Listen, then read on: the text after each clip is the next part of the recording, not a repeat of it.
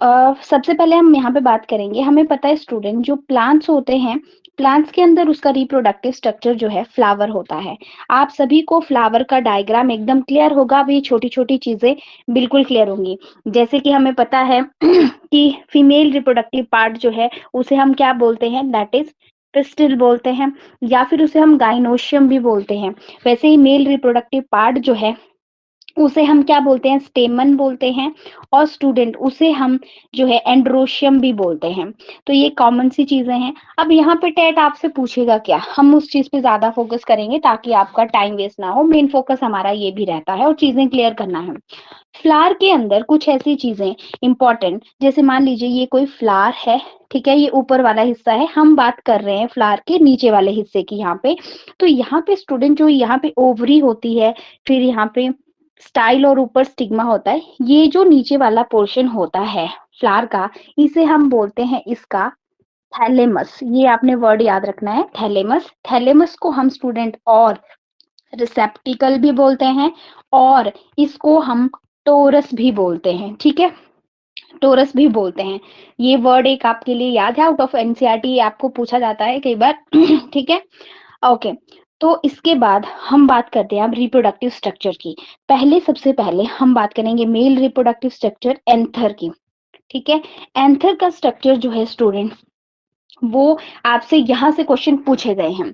तो देखो मान लीजिए ये फिलामेंट है और यहाँ से एंथर जो है इस तरह से अटैच है। कुछ इस तरह का कॉमन एंथर पाया जाता है प्लांट के अंदर। तो स्टूडेंट्स ऐसे ही 2 हिस्से इसके बैकवर्ड साइड होते हैं, ठीक है? और अगर हम इसको कट करके देखें तो हमारे पास कुछ जो है इस तरह से 4 पार्ट्स इसके ऊपर से दिखते हैं। जब हम यहाँ से ऊपर वाली साइड से देखते हैं तो यहाँ ऐसा हमें 4 पार्ट्स में ये दिखाई देता है। यहीं से स्टूडेंट क्वेश्चन बनते हैं। क्वेश्चन ये है कि जो एंजियोस्पर्म है, हमें पता है कि एंजियोस्पर्म में ही फ्लावर होगा, तो उसका एंथर जो है देखो एक लोब होती है, ये दूसरी लोब होती है। यानी आपसे पूछेंगे कि कितनी लोब है, तो लोब्स इसमें 2 होती हैं। अभी आप चैट सेक्शन अपना इनएक्टिव रखेंगे, जब मैं लास्ट में क्वेश्चन आंसर सेशन लूँगी तब आप आंसर कीजिएगा, ओके? और इसके अंदर थीका होते हैं, तो थीका जो है स्टूडेंट किसे कहा जाता है? यहाँ पे ये जो 4 हिस्से होते हैं इसके, इस तरह से, इन्हें वर्ड यूज़ किया जाता है इसके लिए स्टूडेंट थीका, ठीक है? तो 4 थीका, 1 लोब में 2 लोब हैं, तो 1 लोब के अंदर 2 थीका होते हैं। तो ये आपको समझना है, जैसे कि मान लीजिए ये वाला जो एक पोर्शन है, ये एक लोब है, ठीक है? इसमें थोड़ा-सा कन्फ्यूज़ हो जाता है बिना मतलब से, ठीक है? बस यहीं से क्वेश्चन ज़्यादा पूछे जाते हैं। देखो, एक क्वेश्चन बाइलोब्ड वाला पूछा गया था, थिकस वाला क्वेश्चन भी पूछा गया था। यहीं से क्लियर होनी चाहिए कि बाइलोब्ड है, 2 लोब्स होती हैं, ठीक है? हर एक लोब में जो है, देखो आपको एक लोब में 2 आपको थीका दिख रहे हैं, ठीक है? तो टोटल थीका का नंबर जो है कितना हो जाता है? टोटल 4 हो जाता है, ठीक है? एक लोब डाइथिकस, क्योंकि स्टूडेंट एनसीईआरटी की लाइन में कंफ्यूज होते हैं, वहां लिखा है कि 2 थीका, हैविंग 2 थीका लिखा है ना एनसीईआरटी में, लेकिन पीछे नहीं पढ़ते कि क्या लिखा है साथ में, लिखा है ईच लोब हैविंग। ये वर्ड आप ढंग से नहीं पढ़ते हैं तो इसमें कंफ्यूज कर जाते हैं। I hope this is now clear to you. इसके बाद अब हम इसमें क्या पढ़ेंगे, एक्चुअली थीका वगैरह क्या है, क्यों है, क्या काम है, वो हम समझते हैं। अब मैं, जैसे मैंने यहाँ पे 4 पार्ट्स बनाए थे ना एंथर का पार्ट, उसमें से मैं एक हिस्सा आपको समझा रही हूँ कि एक्चुअली है क्या और इसका काम क्या है। तो स्टूडेंट इसमें क्या होता है, डिफरेंट लेयर्स होती हैं और बीच में इसका एक स्ट्रक्चर होता है। अब ये जो बीच वाला स्ट्रक्चर होता है ये बहुत इंपॉर्टेंट होता है। इसके अंदर पोलन ग्रेन बनते हैं, लेकिन ऐसा नहीं है स्टूडेंट कि एकदम से वो बन जाएंगे। क्या होता है इसके अंदर, स्पेशल सेल्स होती हैं। इन सेल्स को हम बोलते हैं माइक्रोस्पोर मदर सेल, ठीक है? इनका नाम है माइक्रोस्पोर मदर सेल। याद रखना है क्योंकि ये क्वेश्चन यहाँ से पूछा जाता है। ये होती हैं डिप्लॉइड। क्या होती है? Diploid, double chromosome number. जब जो है इनमें डिवीजन होता है तो इनमें होती है मियोसिस, ठीक है? मियोसिस इनमें होती है, तो मियोसिस रिडक्शनल सेल डिवीजन है, मतलब 2n से n नंबर हो जाता है। अब जो एमएमसी है यानी कि माइक्रोस्पोर मदर सेल है, वो आगे चलकर पोलन ग्रेन बनाती हैं। 4 पोलन ग्रेन, यानी कि 1 एमएमसी 4 पोलन ग्रेन बनाती है। यहाँ से स्टूडेंट क्वेश्चन पूछा जाता है, मैं आपको क्वेश्चन का एग्जांपल देके भी बताऊंगी कि कैसा क्वेश्चन पूछा जाता है, ठीक है। तो ये कंसेप्ट आपने ध्यान में रखना है कि 1 एमएमसी से 4 पोलन ग्रेन बनते हैं। स्टूडेंट पोलन ग्रेन की जगह कई बार एग्जाम में माइक्रोस्पोर माइक्रोस्पोर भी लिखा होता है, एक ही मतलब है, माइक्रोस्पोर इसी को बोलते हैं, ठीक है जी। अब मैं समझाती हूँ आपको कि ये वाले क्वेश्चन आगे कैसे आते हैं, जो ये कंसेप्ट है मियोसिस वाला यहाँ पे इंपॉर्टेंट है। बिफोर दिस हम लेयर्स की बात करते हैं। सबसे बाहर इसमें एपिडर्मिस होती है, ठीक है। फिर एपिडर्मिस के बाद एंडोथीसियम होती है, ज्यादा डीप यहाँ पे नहीं जाना। अब आपने यहाँ पे एक स्पेशल लेयर होती है, ठीक है, उस स्पेशल लेयर का नाम होता है टैप्टम। टैप्टम लेयर जो क्या करती है, वो डेवलपिंग जो पोलन ग्रेन है उसको नरिशमेंट देती है, ठीक है। ये क्वेश्चन भी बार बार पूछा जाता है टैप्टम लेयर का। तो टैप्टम लेयर जस्ट जो एमएमसी माइक्रोस्पोर मदर सेल्स हैं उसके बाहर, ठीक है, उसके बाहर एक प्रोटेक्टिव लेयर होती है जो नरिशमेंट सबसे ज्यादा इसको प्रोवाइड करती है। अब बात करते हैं क्वेश्चन पे, मैं यहाँ पे आ जाती हूँ प्रीवियस ईयर क्वेश्चन, ताकि क्योंकि इसमें बहुत सारे स्टूडेंट का डाउट मेरे पास आता है हर बार।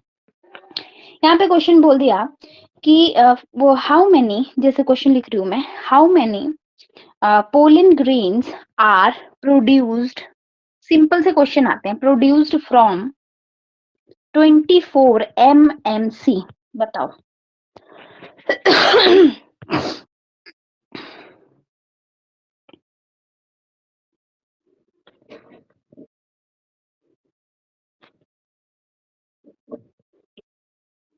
चलो चलो जल्दी सभी लोग आंसर करेंगे, मैं आपकी चैट सेक्शन देख रही हूँ, ठीक है।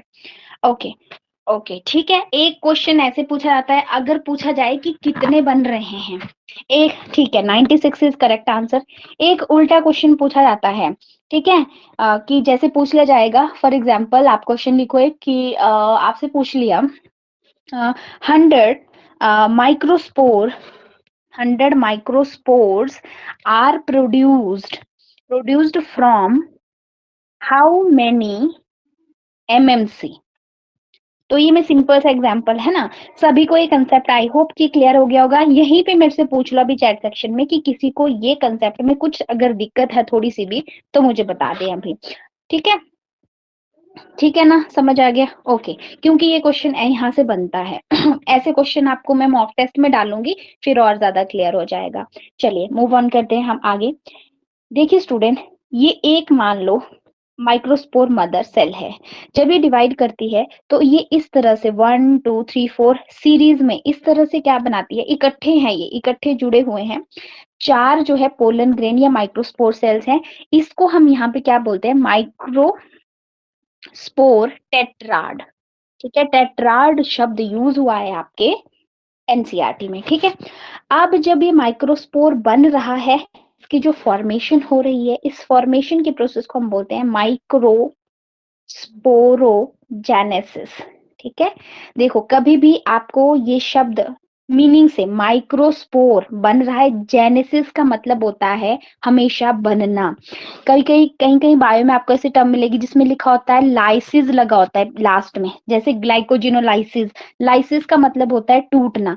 तो अगर आपको नहीं पता है टर्म का तो देखो आगे माइक्रोस्पोर जेनेसिस मतलब माइक्रोस्पोर बन रहा है, वैसे ग्लाइकोजिनोलाइसिस मतलब ग्लाइकोजन, लाइसिस मतलब टूट रहा है, तो उसकी ब्रेक डाउन हो रही है। इस तरह से टर्म्स को समझ के आपने करना है तो ज्यादा इजी आपके लिए हो जाएगा, ठीक है। माइक्रोस्पोरोजेनेसिस हो गया। अब पोलन ग्रेन बन गया आपके पास। अब आ जाते हैं पोलन ग्रेन की बात करते हैं। पोलन ग्रेन जो है स्टूडेंट एक्ट करता है प्लांट के अंदर मेल गेमेटोफाइट, ठीक है, यानी कि मेल गेमीट एक्ट करेगा, मेल गेमेटोफाइट होता है। अब इसकी पोलन ग्रेन की एक लेयर होती है इस तरह से, और इसके अंदर जो है 2 सेल्स होती हैं, ठीक है, 2 सेल्स होती है, एक बड़ी होती है एक छोटी होती है, दोनों के अंदर एक एक न्यूक्लियस होता है। और बाहर इसके जो है स्टूडेंट एक इस तरह से दूसरी लेयर होती है। आप देख पा रहे हैं मैंने कहीं कहीं बनाई नहीं है, जहां पे ये नहीं बनी होती है उसे हम बोलते हैं जर्म पोर। जर्म पोर होता है राउंड, अगर ये शेप इसकी स्लिट की तरह है तो इसे बोलते हैं जर्म स्लिट, ठीक है। Advance question germ slit. अब देखो इनके रोल भी पूछे जाते हैं, क्योंकि जो बड़ी सेल होती है स्टूडेंट उसको बोलते हैं वेजिटेटिव सेल, जो छोटी सेल होती है उसको बोलते हैं जनरेटिव सेल। इन दोनों से क्वेश्चन आते हैं। पोलन ग्रेन के स्ट्रक्चर से यहाँ से क्वेश्चन आते हैं। मेन सेल्स के फंक्शन आपको बाद में बताती हूँ। बिफोर मैं लेयर्स की बात कर ली हूँ। अंदर वाली लेयर जो है पोलन ग्रेन की, उसे हम बोलते हैं इंटाइन लेयर। इन मतलब अंदर, और एक्स वर्ड यूज करते हैं बाहर के लिए, तो एक्साइन जो है बाहर वाली लेयर होती है। अब एक्साइन से भी क्वेश्चन आता है, तो हम उसको समझते हैं। अब देखिए, मान लीजिए एक्साइन लेयर है, इसके ऊपर एक पाउडर लाइक सब्सटेंस जो है पूरा इसको कवर कर लेता है, ठीक है। और ये पाउडर लाइक सब्सटेंस बहुत ज्यादा जो है वो स्ट्रॉन्ग है। नाम है इसका, दैट इज स्पोरोपोलिनिन। स्टूडेंट, ये माना जाता है कि ये जो स्पोरोपोलिनिन है, आज तक इसके लिए कोई भी ऐसा एंजाइम नहीं है जो इसको तोड़ सके, यानी कि इसको डिग्रेड कर सके, गला सड़ा सके। इसकी वजह से पोलन ग्रेन काफी ज्यादा प्रोटेक्ट रहता है, और हम इस पोलन ग्रेन को स्टोर भी कर सकते हैं, क्योंकि इसके पास एक स्टोर करने के लिए एक बाहर से प्रोटेक्टिव कवरिंग है, ठीक है, जिसका नाम है स्पोरोपोलिनिन। ये कहाँ होती है? एक्साइन लेयर पे होती है। और ये इसी स्पोरोपोलिनिन की कुछ पोलन ग्रेन को एज अ फॉसिल भी रखा जा सकता है, ठीक है जी। इसके बाद अब ये जो हार्ड कवरिंग है, एक्साइन लेयर होती है, मैंने क्या किया कि कुछ पोलन ग्रेन के पार्ट में ये कवरिंग मैंने नहीं बनाई, ठीक है, आप देख पा रहे हैं। तो क्या होता है, जो बड़ी वाली सेल है, यानी कि जो वेजिटेटिव सेल है, ठीक है, ये क्या करती है, इस पोर से पोलन ट्यूब की फॉर्मेशन करती है। तो आपको याद रखना है कि पोलन ग्रेन की ऐसी कौन सेल है जो क्या करती है, ट्यूब, कौन सी ट्यूब बनेगी, पोलन ट्यूब बनाती है, तो वो है वेजिटेटिव सेल, ठीक है। जनरेटिव सेल क्या करती है, जनरेटिव सेल इस पोलन ट्यूब के साथ साथ चलती रहती है, और आगे चल के दो न्यूक्लियस में डिवाइड हो जाती है। ये दोनों एक्ट करते हैं आगे चल के मेल गैमेट। जब हम डिटेल फर्टिलाइजेशन पढ़ेंगे तब हम समझेंगे। अब मैंने आपको बोला कि पोलन ग्रेन के अंदर दो सेल्स हैं, एक बड़ी सेल एक छोटी, तो ये क्या हो गया, टू सेल्ड हो गया। अब एनसीईआरटी बोलती है कि 60% जो फ्लावरिंग प्लांट हैं, यानी एंजियोस्पर्म है, उनमें टू सेल्ड स्टेज पे जो एंथर है, ठीक है, मान लीजिए ये आपके पास एंथर है, तो आपको पता है पोलन ग्रेन एंथर के अंदर ही होंगे, ठीक है। तो जब ये टू सेल्ड स्टेज पे है, तब ये एंथर से बाहर डहीसन, यानी कि एंथर से बाहर रिलीज हो जाएंगे। लेकिन कुछ प्लांट ऐसे हैं जिनमें ये थ्री सेल्ड स्टेज पे निकलते हैं, ठीक है। वो थ्री सेल स्टेज आती है, मैं बताती हूँ आपको। जैसे ये वेजिटेटिव सेल है, अब ये जो जनरेटिव सेल है, ये भी आगे दो मेल गैमेट में ऑलरेडी पहले डिवाइड कर जाती है, तो ये इसके थ्री सेल्ड स्टेज आ जाती है, ठीक है जी। ओके, आफ्टर दैट पोलन की बात कर रहे हैं अभी हम, तो पोलन की वजह से कुछ लोगों को एलर्जी भी हो जाती है, जिसे हम पोलन एलर्जी कहते हैं। और पोलन एलर्जी से जो फीवर होता है उसको हम हे फीवर के नाम से भी कई बार जानते हैं। वैसे पोलन एलर्जी से जो है काफी लोगों को दिक्कत हो जाती है नेजल चैम्बर में, ठीक है। अब इस क्वेश्चन आया था 2020 के टेट में। वो क्वेश्चन इस तरह से पूछा था कि जो पोलन ग्रेन है उनको जो है स्टूडेंट एज अ न्यूट्रिएंट भी यूज किया जा सकता है। क्या हम सोच सकते हैं कि पोलन ग्रेन को एज ए न्यूट्रिएंट, देखो बी पोलन करके जो है टैबलेट आती है मार्केट में, जिसको जो है supplement, food supplement as a लिया जाता है। पोलन प्रोडक्ट्स आते हैं, और ये वेस्टर्न कंट्रीज में ज्यादा यूज होते हैं एज अ टैबलेट, सिरप वगैरह, ठीक है। ये क्या करते हैं, एथलीट्स में ये माना जाता है कि जो न्यूट्रिएंट्स हैं जो पोलन ग्रेन से बनते हैं, ये इंक्रीज करते हैं एथलीट की परफॉर्मेंस, और हॉर्स को दिए जाते हैं रेस में दौड़ाने के लिए, ठीक है।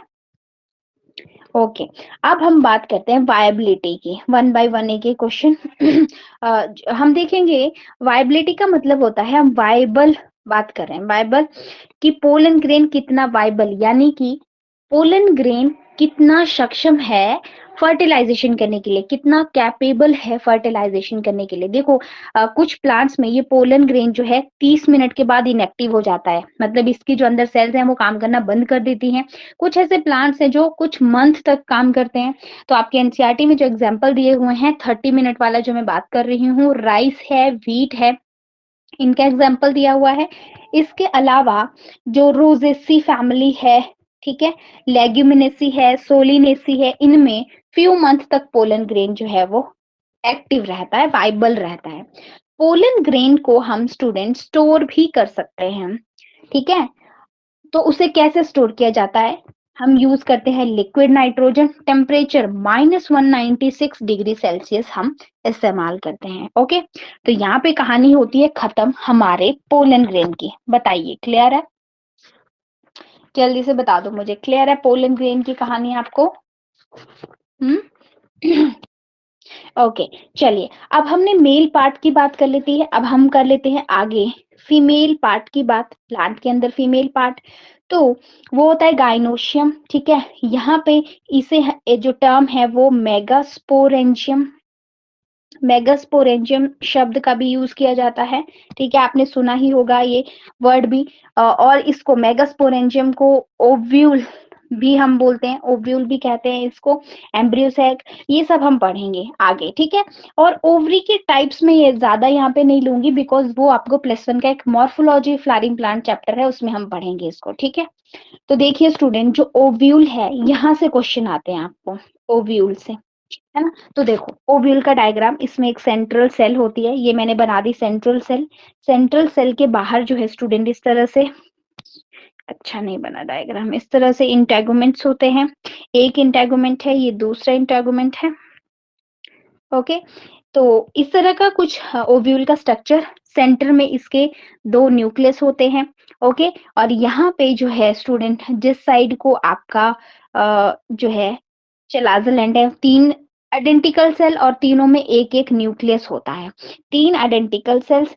और यहाँ पे स्टूडेंट एक सेल होती है, ठीक है, एग सेल इसको बोलते हैं। इसके साथ में स्टूडेंट यहाँ पे 2 अलग सेल्स होते हैं, इनमें भी न्यूक्लियस होता है। ये है स्टूडेंट आपके सिनर्जिड सेल्स, ये है आपकी एग सेल, ये है एंटीपोडल सेल्स। इस क्वेश्चन को बहुत इंपॉर्टेंट मार्क कर लेना। और ये सेंटर में क्या है, इस साइड लिखती हूँ मैं, पोलर न्यूक्लियाई। अच्छा, अब देखो टोटल सेल्स कितनी दिख रही हैं आपको? बताओ मुझे, फटाफट से रिप्लाई करो। टोटल सेल और टोटल न्यूक्लियस कितने दिख रहे हैं आपको डायग्राम में? What is total number of cells and nuclei in ovule? 8 क्या है, सेल्स हैं कि न्यूक्लियस है?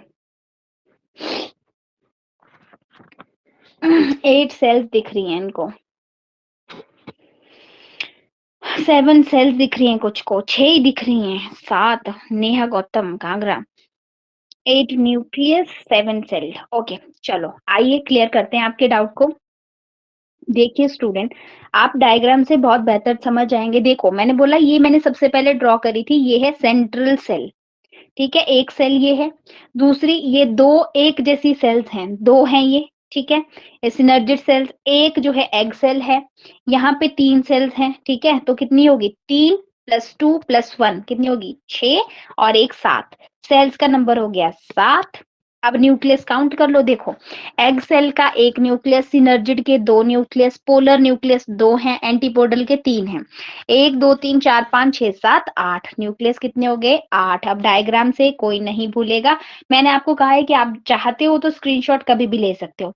अब मैं आपको बताती हूँ कि यहाँ से एक बहुत अलग सा क्वेश्चन पूछा गया था।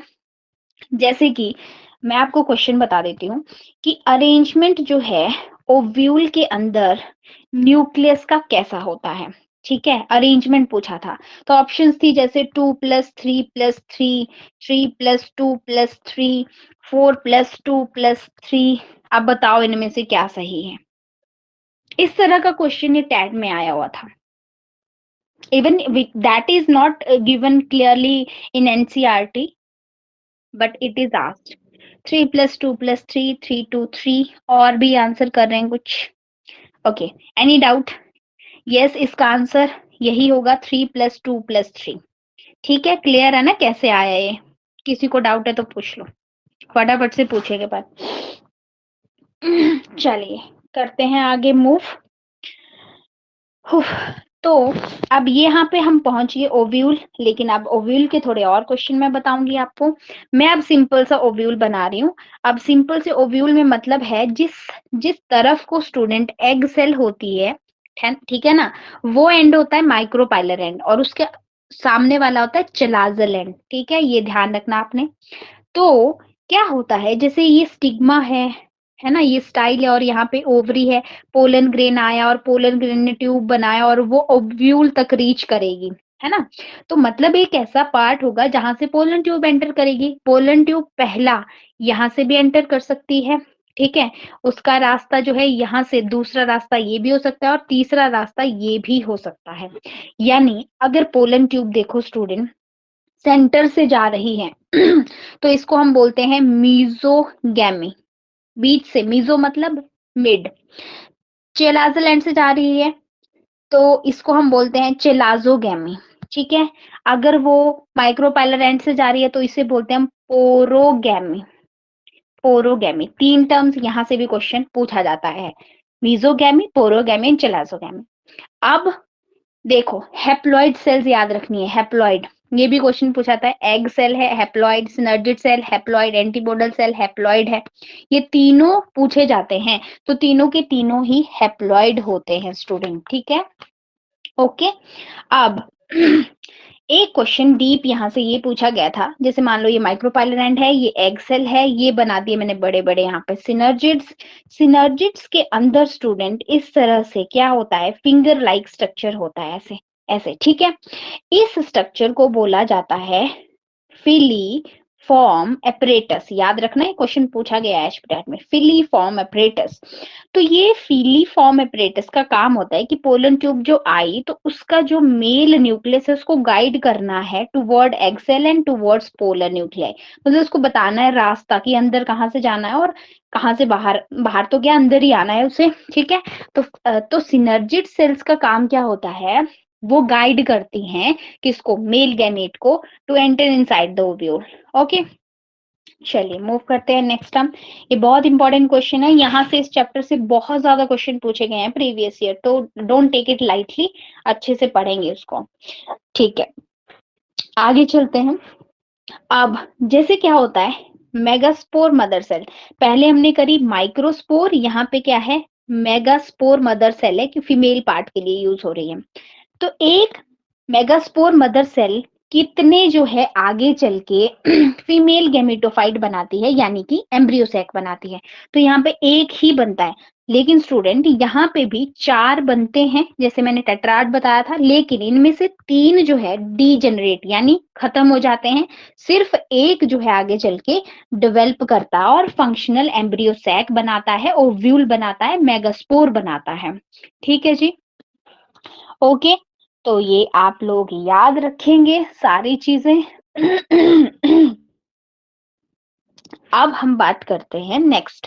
अब हमारे पास मेल न्यूक्लियस भी बन चुका है, यानी मेल पार्ट भी बन चुका है, फीमेल न्यूक्लियस फीमेल पार्ट भी बन गया है। अब नेक्स्ट क्या होना है, मेल पार्ट जाएगा फीमेल के पास, यानी कि फ्लावर के अंदर क्या होनी है अब, पॉलिनेशन। तो पॉलिनेशन होता है transfer of pollen grain from anther to the stigma of flower. अब हमें पता है कि हो सकता है एक फ्लावर यहाँ पे लगा हुआ है प्लांट में, एक उसी प्लांट में दूसरा फ्लावर है, इसमें जो है जा रही है आपकी जो पॉलिनेशन हो रही है। तो 2 टाइप होते हैं, self pollination and cross pollination. हाँ जी, एक बार निशा जी रिकनेक्ट कर लीजिए आप, ठीक है? तो सेल्फ पॉलिनेशन और क्रॉस पॉलिनेशन, बट ये तो आप सभी को पता ही है। अब मैं बात करूंगी कि पानी में होने वाली, वाटर के थ्रू होने वाली, उसको क्या बोलते हैं पॉलिनेशन को, बताओ जरा, चलो बताओ फटाफट। Water, pollination through water, hydrophily बोलते हैं, पता है सबको। विंड के थ्रू, विंड के थ्रू एनीमोफिली बोलते हैं, बिल्कुल आपको पता है। तो मैं अब आपको पॉलिनेशन से ऐसे क्वेश्चन बताऊंगी जो आपको शायद पता नहीं होंगे, ठीक है? अब टर्म्स हम बात कर लेते हैं एनसीईआरटी की। एक टर्म यूज हुई है ऑटोगैमी, ठीक है? गैमी शब्द का मतलब, गैमी का मतलब होता है मैरिज, गैमी का जो टेक्निकल मीनिंग है मतलब मैरिज। ऑटो मतलब अपने आप से मैरिज, यानी कि सेम फ्लावर, यानी कि autogamy is another term used for self pollination, ठीक है? सेम फ्लावर एक ही फ्लावर है, उसी का एंथर, उसी का स्टिग्मा, वहीं पे पॉलिनेशन हो रही है, ठीक है। ऑटोगैमी का टेक्निकल मीनिंग हो गया, ठीक है। ऑटोगैमी वर्ड जो है एक्चुअली यूज हुआ है एनसीईआरटी में। अब आगे हम समझते हैं। एक मिनट, देखो, अब मान लो ये एक प्लांट है और ये एक दूसरा प्लांट मैं यहाँ पे बना देती हूँ, ठीक है। अब इस प्लांट में क्या है, एक फ्लावर यहाँ लगा है। अब मैं गोल गोल ही फ्लावर बना रही हूँ, 2 फ्लावर बना दिए मैंने, जस्ट टू अंडरस्टैंड। अब क्या हुआ, अब मैंने पहले आपको बताई ऑटोगामी, वो है इसी फ्लावर से इसी पे जाना, दैट इज ऑटोगामी। लेकिन अब इस फ्लावर से पोलन गए और इसी प्लांट के दूसरे फ्लावर पे चले गए, लेकिन प्लांट क्या है, सेम है। तो ये वाले प्रोसेस को हम बोलते हैं दैट इज जिटोनोगैमी, टेक्निकल टर्म जिटोनोगैमी। और ये क्या है, ये मैंने बताया आपको ऑटोगैमी है, ठीक है। अब अगर जो है ट्रांसफर होता है कहाँ से, इस फ्लावर से, ये प्लांट नंबर 1 है, ये प्लांट नंबर 2 है, प्लांट नंबर 1 के फ्लावर से, अच्छा दूसरे प्लांट के तो फ्लावर बनाए नहीं, ये बना दिए मैंने, ये बना दिए, ठीक है। तो अब ट्रांसफर हो रहा है स्टूडेंट यहाँ से और दूसरे प्लांट के फ्लावर में जा रहा है, तो इसको हम क्रॉस पॉलिनेशन या फिर जीनोगैमी बोलते हैं। टर्म आपने ये यूज कर ध्यान में रखनी है। आप इन डायग्राम्स को स्क्रीनशॉट ले सकते हो, बिकॉज ये कहीं मिलेंगे नहीं आपको, जस्ट इनसे आपको एक क्लियर कट आइडिया लग रहा है, बस यही मतलब है। बट अब यहाँ पे इम्पोर्टेंट टर्म ये भी है, जीनोगैमी में ध्यान देंगे कि ट्रांसफर हो रहा है एक प्लांट से दूसरे प्लांट में, और ये दोनों प्लांट जो हैं कैसे होते हैं, यहाँ पे जेनेटिकली डिफरेंट, मतलब इनके जीन डिफरेंट होते हैं, याद रखना। मतलब आपसे क्वेश्चन मान लो, अब मैं क्वेश्चन का एग्जांपल दे देती हूँ। जैसे क्वेश्चन पूछ लिया कि if two genetically if pollination takes place in between two genetically different plants, that is known as।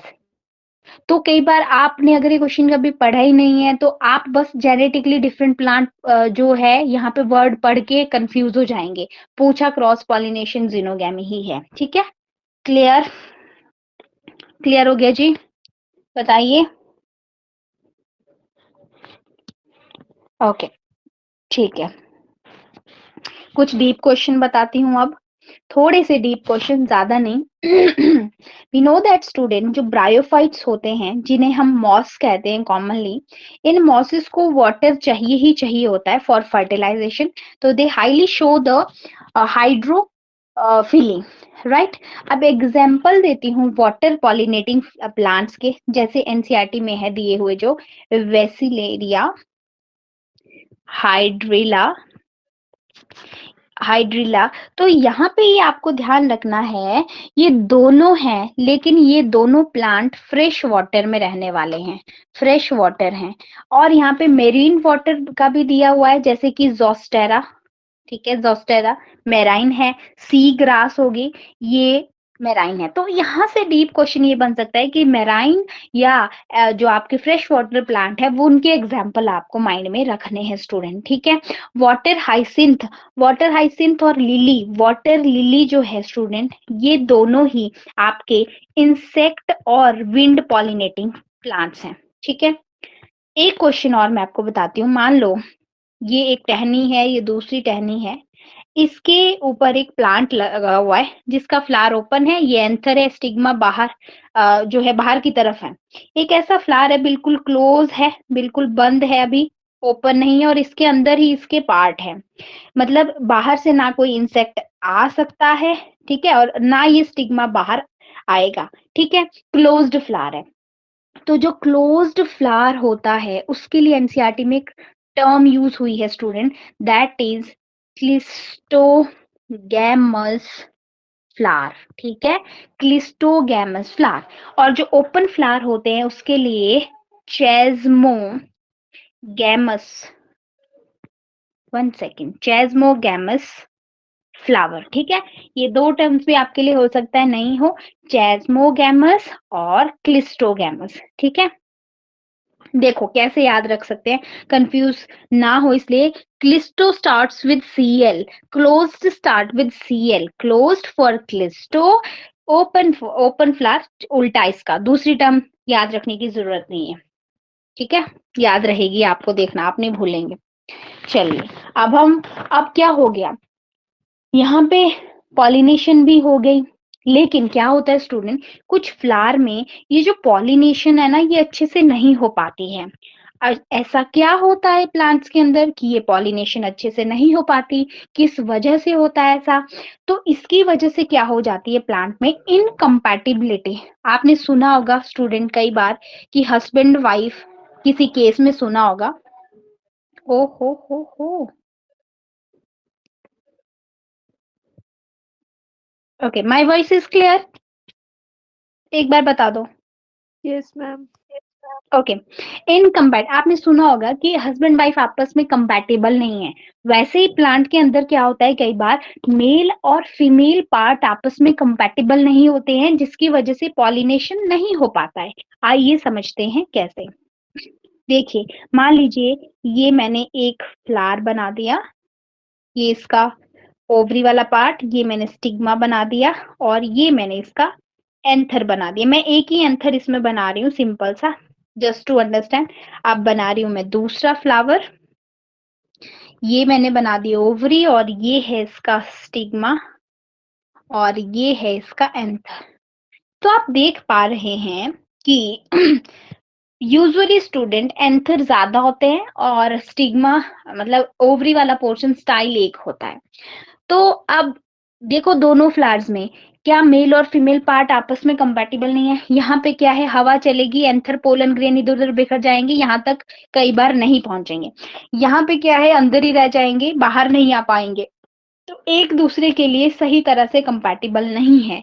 तो ये क्रिएट करते हैं सेल्फ इनकम्पैटिबिलिटी। इसे हम पोलन पिस्टल इंटरेक्शन में भी पढ़ते हैं। दूसरी चीज मैं आपको करवाऊंगी, ये जो फ्लावर है जिसमें स्टिग्मा की हाइट कम है, और एक ऐसा है जिसमें स्टिग्मा बाहर जा रहा है, तो इन्हें हम क्या बोलते हैं?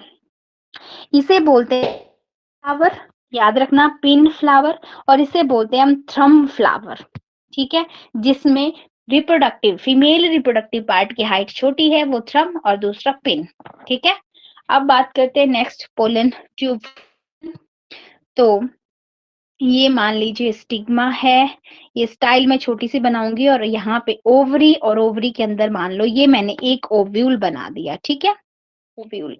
तो क्या होता है, जब पोलन ग्रेन स्टिग्मा के ऊपर आता है तो स्टिग्मा पे ऊपर शुगरी मटेरियल रिलीज होता है, शुगरी सब्सटेंसेस, जो इसकी पोलन ट्यूब को बनने में हेल्प करते हैं। अब एक और क्वेश्चन मैं बताऊंगी, शुगर क्या है? एक तरह का केमिकल है, और पोलन ट्यूब, ठीक है, पोलन ट्यूब किसकी तरफ को बन रही है? केमिकल की तरफ को। तो जब कोई प्लांट पार्ट केमिकल की तरफ को रिस्पॉन्स करता है, उसे हम बोलते हैं कीमोट्रोपिज्म, ठीक है स्टूडेंट।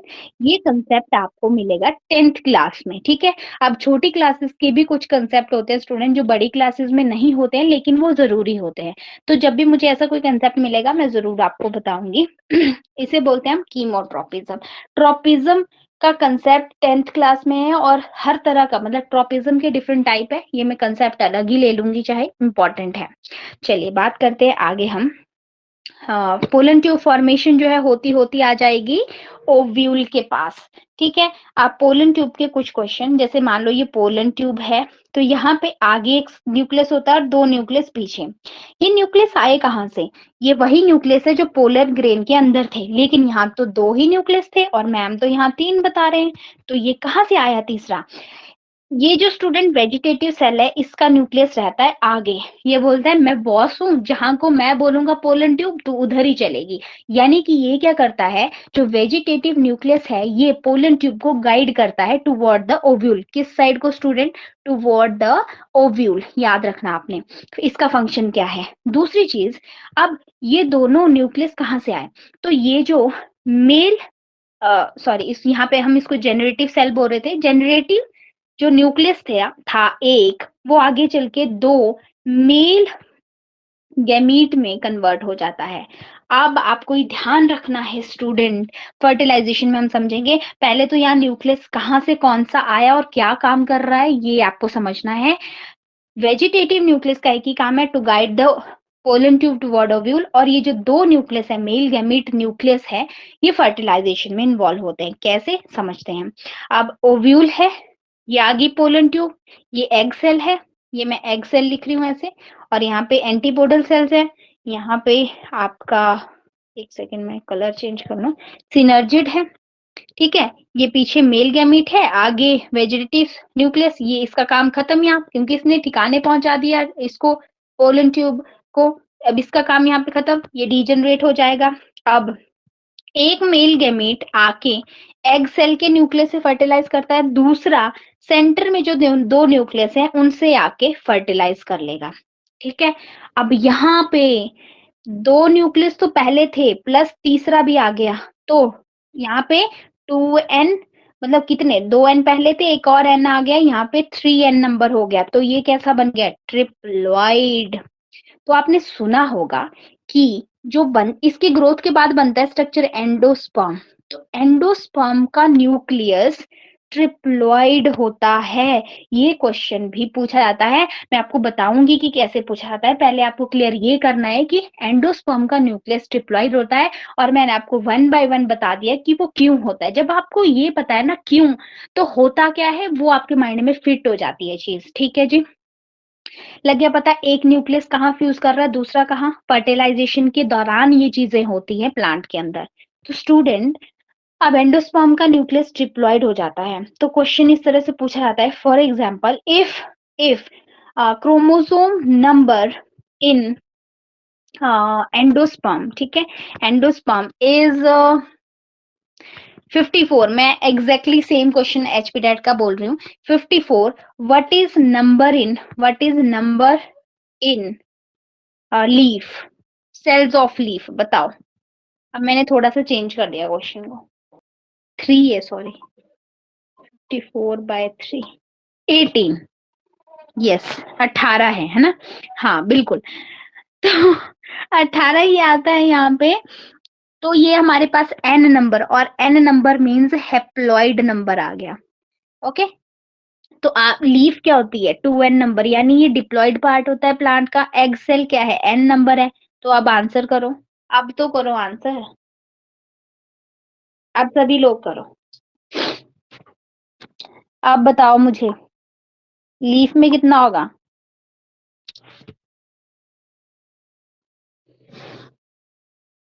लीफ में 36, और दूसरे में 8, दूसरे में 18 होगा, है ना?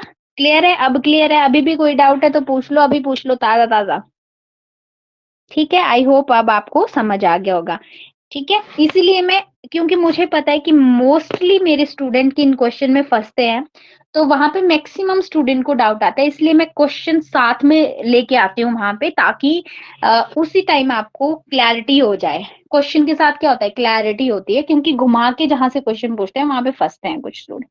Okay, so I hope enough for today.